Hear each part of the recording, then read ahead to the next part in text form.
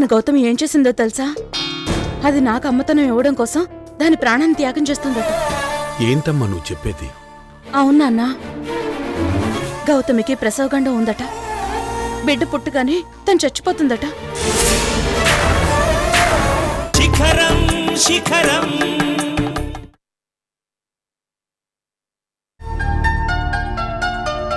అనసూయ, ఎక్కడికెళ్ళావు? ఏట్లోకెళ్ళాను. అవే మాటలు. లేకపోతే ఏంటండి, మొగుడేదో అంటే ముష్టికొచ్చిన వాడు కూడా అదే అన్నాడట. అలా ఉంది. మీ అబ్బాయికి నా మీద కోపం వచ్చి గౌతమిని తీసుకెళ్లిపోయారు. దాంతో ఇంట్లో అందరికీ నేను కాందాన్ని అయిపోయాను. ఇప్పుడు ఏం జరిగిందని అంతంత కాని మాటలు అంటున్నావు? నన్ను ఎక్కడికెళ్ళావో అన్నారు. మీరు గుడికెళ్తున్నారని నాకు ముందు చెప్పారా? చెప్తే నేను రానా? వెళదాం అనుకోలేదు అనసూయ. వరుదిని వచ్చి గుడికి వెళదామంది. నా మనసు బాగోక సరే అన్నాను. అవును, మరి మీకే మనసు బాగోలేంది. నేను ఇక్కడ సంతోషంతో ఉప్పొంగిపోతున్నాను. నాకు అసలు మనసుంటేగా. నీతో మాట్లాడడం చాలా కష్టం. అన్నీ నువ్వే అనుకుంటే ఎలా? నేను నీతో మాట్లాడను, నోరు మూసుకొని కూర్చుంటాను. మీరే కదా అన్నారు గౌతమ్ వాళ్ళు ఎంత బాధపడుతున్నారో అని. అందుకే వాళ్ళ ఇంటికి చూడ్డానికి వెళ్ళొచ్చాను.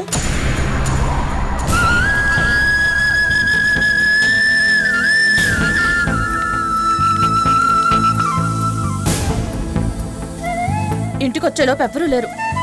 నువ్వు వరుదినికి ఫోన్ చేసావని చెప్పింది. నువ్వు గుడికొస్తావేమోనని చూసాం. తర్వాత ఇంటికి వచ్చేసాం. నేను గుడికొద్దామని అనుకున్నాను. ఓ పక్క మా అమ్మ మంచాన్ని పడుంది. నాన్నేమో అమ్మతో ఇబ్బంది పడుతున్నాడు. వాళ్ళని చూసుకోవాల్సిన బాధ్యత నా మీద ఉంది కదా. అందుకే అక్కడికి వెళ్ళాను. ఒక్క రోజులోనే ఇన్ని చోట్లకు వెళ్ళారా? వెళ్ళిన దానివి ఈ రోజు అక్కడే ఉండొచ్చుగా. ఇంతలోనే పరుగులు తీసుకుంటూ రావాలా? నేనేం పరుగులు తీసుకుంటూ రాలేదు. కార్ చక్రాలు పరుగులు తీశాయి. నేను ఇంటి పెద్ద కోడలనత్తయ్య. వేళకి తిన్నారా, మందులేసుకున్నారా, ఇవన్నీ నేను మిమ్మల్ని అడగాలి. నువ్వు అమాయకురాలువో తెలివిగలదానువో నాకు ఇప్పటికీ అర్థం కావడం లేదు. నేను నిన్నేం అనడం లేదు తల్లి. చేయాల్సిన పనులన్నీ చేస్తావు. చివర్లో పుట్టుకున్న పుల్లవిరపు మాట అంటావు. దాంతో ఎదుటి వాళ్ళు బాధపడతారని నీకు ఆ క్షణంలో తెలీదు. నువ్వు పసిబిడ్డ లాంటి దానివి. నీకు కల్లా కపటం తెలీదు. మీ పొగడతలు నాకేం అవసరం లేదు.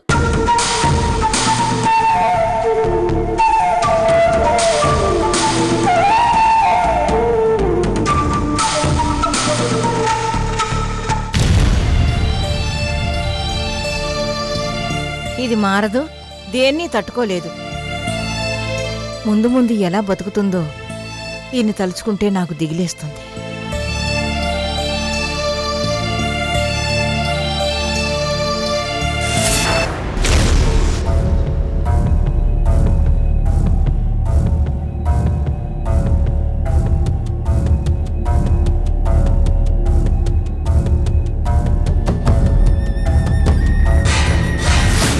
బిడ్డ లేకపోయినా నిన్నాడుకోవడానికి నీ బిడ్డుంటుందిగా.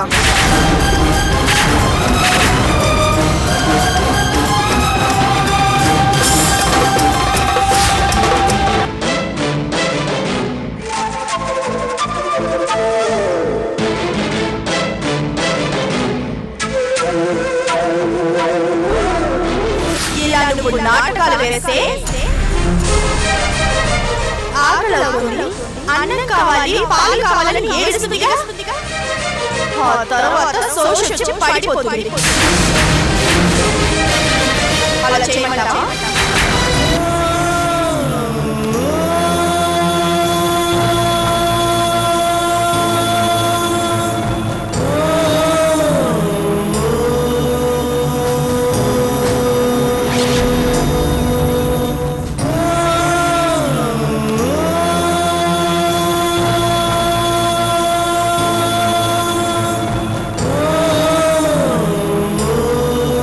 విజయ్,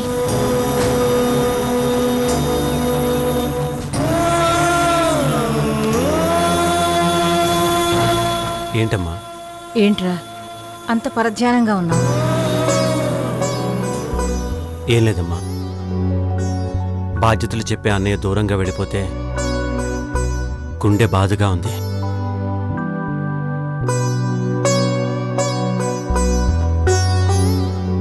గుర్తు చేసేవి బాధ్యతలు కాదురా, పనులు.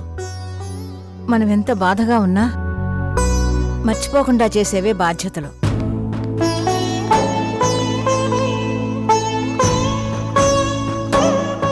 అటువంటి మర్చిపోలేని బాధ్యతలు నువ్వు మర్చిపోయావురా.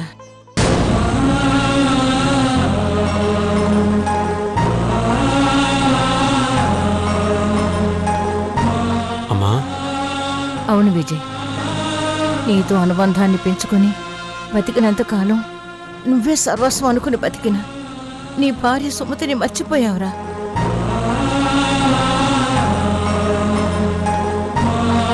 అమ్మా, నీ కోపాన్ని భరించి, నీ మొండితనాన్ని సహించి, నీకు అనురాగాన్ని పంచి అనంతలోకాలకి వెళ్ళిపోయిన నీ భార్య సుమతి మరణించిన రోజే నువ్వు మర్చిపోయావా?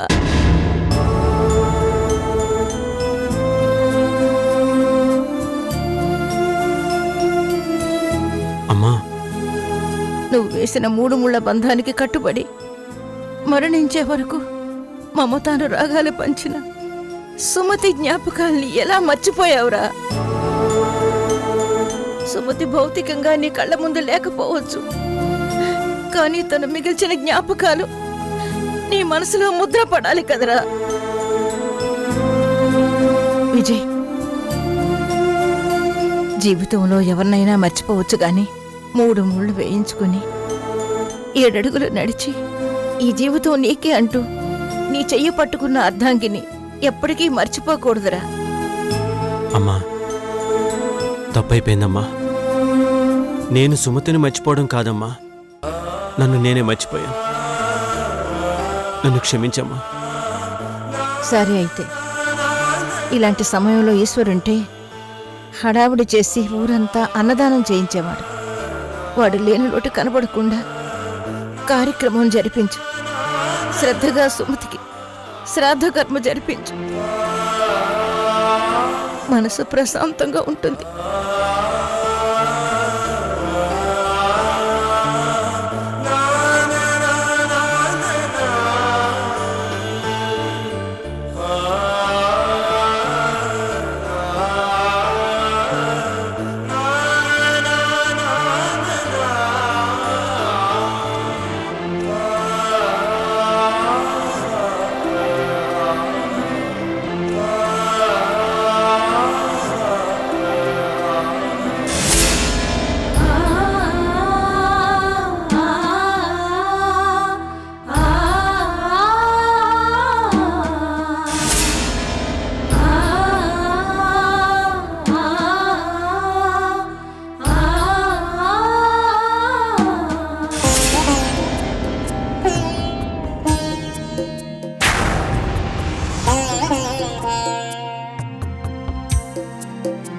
Thank you Sumathi.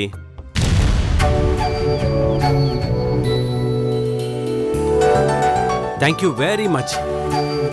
ఏంటండి, మీరు నాకు థ్యాంక్స్ చెప్పేంత గొప్ప పని నేనేం చేశాను? గొప్ప పనే కాదు, మహత్తరమైన పని. నాకు వారసుని కానుకగా ఇవ్వబోతున్నావు కదా. ఈ ఇంటికి చిన్నవాడిగా పుట్టి చిన్నతనంగా బతుకుతున్న నాకు ముందుగా వారసునిస్తూ పెద్దరికాన్ని ఆపాదించినందుకు.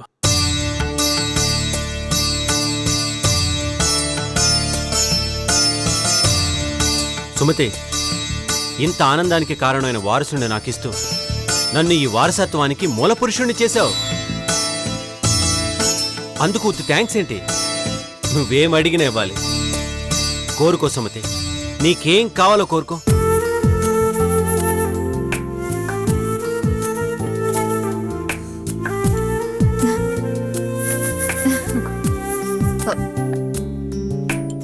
మీలో మార్పు కావాలి.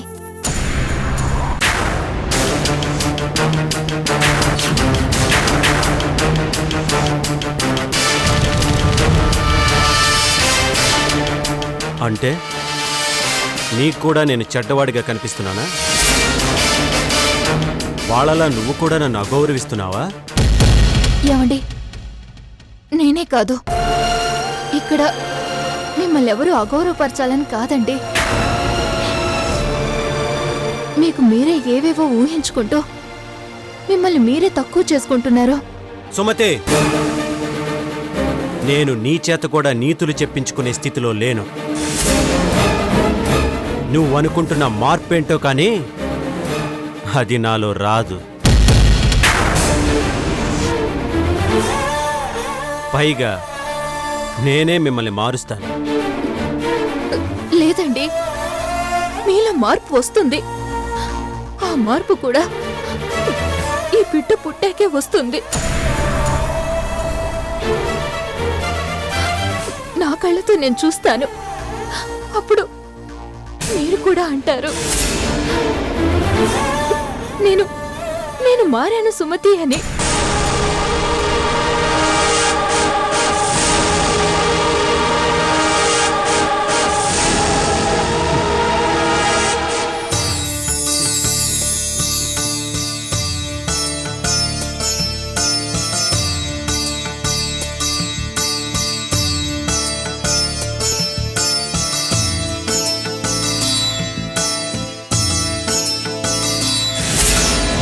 वनस्पतिभेदेयो नाने गन्धे सुसुखितम् आग्रहे सर्वदेवानां धूपोऽयं प्रतिगृह्यताम् नमो ब्रह्मण्यदेवाय गो ब्राह्मणहिताय च जगदिताय कृष्णाय गोविन्दाय नमो नमः विप्रपादविनर्मोऽयं शिरसदारयाः सहस्रशीर्षा पुरुषः सहस्राकः हस्रपादं सभोगं विद्यतो ऋत्वा अच्चातिष्ठदसाङ्गलं पुरुष एवेदकं सर्वं यद्भूतं यस्य भयं उदाहं यस्य सेनः यदन्नेना द्रोहति एतावानस्य महिमा तथाव्यायागच्छ पुरुषः पादोऽस्य विश्वाभूतानि विपादस्यामृतुन्दिवीं विपादोर्दावदीयः पुरुषः पादोऽस्य भवाग्रः तथा विश्वन्यक्रामकुं शासनानश्रीहरि तस्मात् विराडजायतां विराजो अधिपुरुषः स जातो अक्षरिचितः तद्भावं वदापुरः यत्करिशं यद्रहुं अधिधाव्याकल्पयन् उचिते ब्राह्मणोऽस्य मुखमासेतुं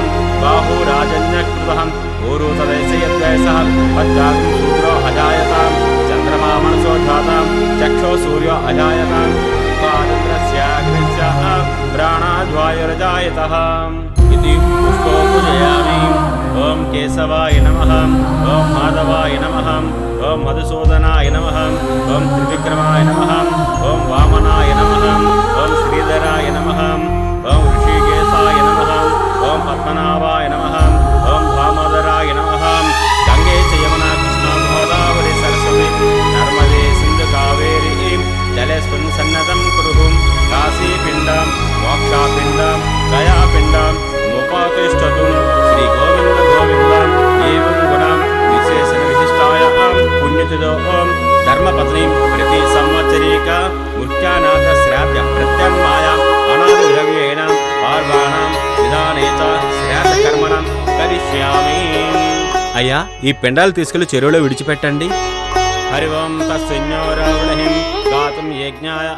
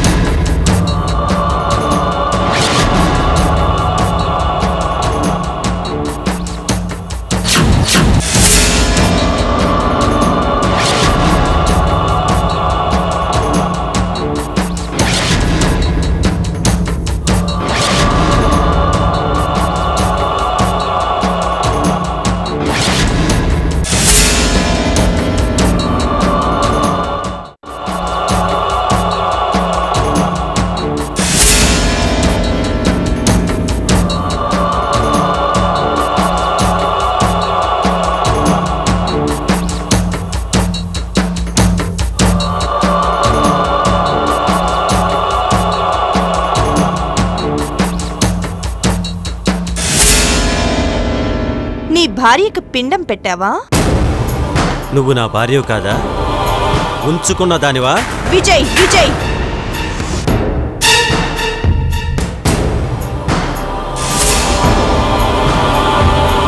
అంత బాధగా అనిపిస్తుందా? నువ్వు అడగాల్సింది అలా కాదు, చనిపోయిన మీ మొదటి భార్యకి పిండ ప్రదానం చేస్తున్నారా అని. బ్రతికున్న వాళ్ళకి ఇంట్లో 3 ముద్దలు పెడతారు, చనిపోయిన వారికి చెరువు పక్కన పెడతారు. నువ్వు బ్రతికున్నావో బ్రతికుండి చచ్చిందానివో నువ్వే తేల్చుకో.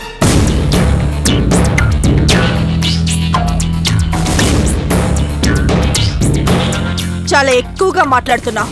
అది మొదలు పెట్టింది నువ్వు. నాకు మొదలు పెట్టడమే కాదు, ముగింపు పలకటం కూడా తెలుసు.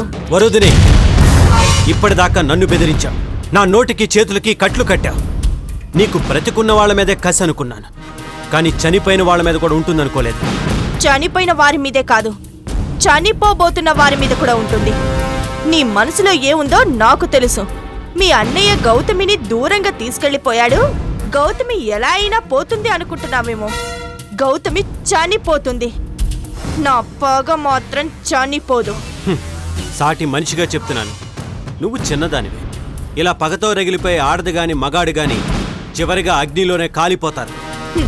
కాలిపోతాను. నీ ఇంట్లో అందరి చితి మంటలు చూశాక తృప్తిగా ఆనందంగా బూడిదైపోతాను. అది నువ్వు చూడలేవనుకో. నీలాంటి భార్యలు చరిత్రలో చాలా మంది ఉన్నారు, నువ్వేమి మొదటిదానివి కాదు. అందుకే ఒళ్ళు దగ్గర పెట్టుకో. ఈ మధ్య తల ఎగరేస్తున్నావు. నేను నీచమైన భార్యని, నువ్వు నీచమైన తండ్రివి కాకూడదు. వరుదిని, ఎస్, నీ కూతుర్ని మర్చిపోవద్దు. తనతో కనీసం ఒక్కసారైనా నాన్న అని పిలిపించుకోవాలని లేదా?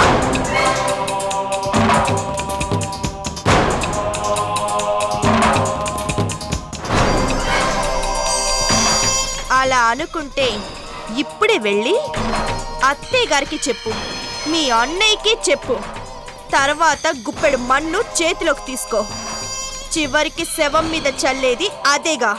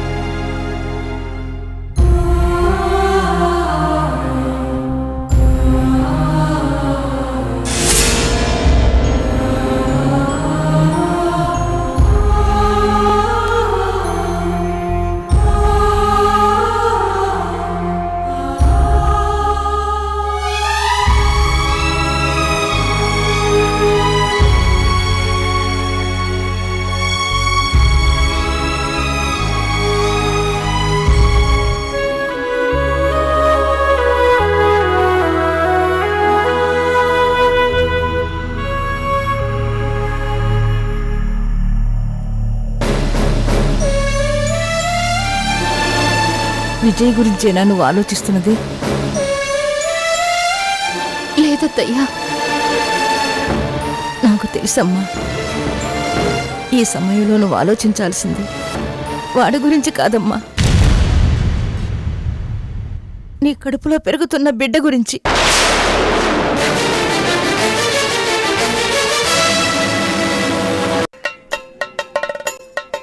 హలో. ఒరే ఒరే ఒరే ఒరే ఒరే, ఇది మరుగుదొడ్డిరా.